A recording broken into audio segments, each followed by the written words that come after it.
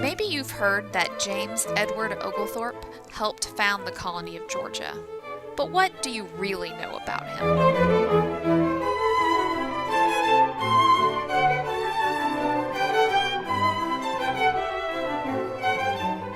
We call Oglethorpe the founder of Georgia, but did you know that he was only one of 21 original Georgia trustees?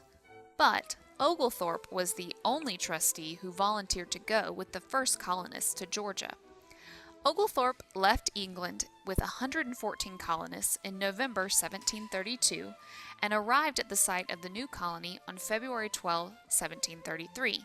Interestingly, none of the original colonists were debtors. Oglethorpe was involved in everything in the new colony. He didn't have an official title, other than Georgia trustee, but he acted as the new colony's governor, military commander, and chief negotiator. He negotiated with the Yamacraw Indians for permission to build the colony's first city, named Savannah, on their land. He had a very good relationship with Tamuchichi, chief of the Yamacraw Indians. Did you know that Oglethorpe took Tamuchichi and other members of his tribe to England in 1734 to meet the king and negotiate about trade and other issues? Oglethorpe also took charge of laying out the city of Savannah, assigning land, and constructing buildings and forts. Although we don't know for sure, some historians think that Oglethorpe designed Savannah's city plan himself. Oglethorpe also took charge of defending the colony against the Spanish in Florida. He built forts, trained colonists to be soldiers, and kept asking Parliament for more defense money.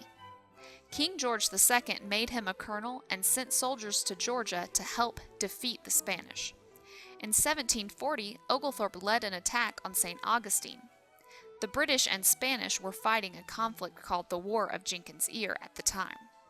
Unfortunately for Oglethorpe, the attack did not go well, and he had to retreat to St. Simon's Island. The Spanish tried to invade Georgia in 1742, but Oglethorpe and his men were able to defeat the Spanish forces. It was a great victory. It was the last time the Spanish tried to invade the colony of Georgia. Did you know that not all of the colonists liked James Oglethorpe? Some of the colonists were very unhappy with the Georgia trustees and their rules, especially the rules about slavery and land ownership.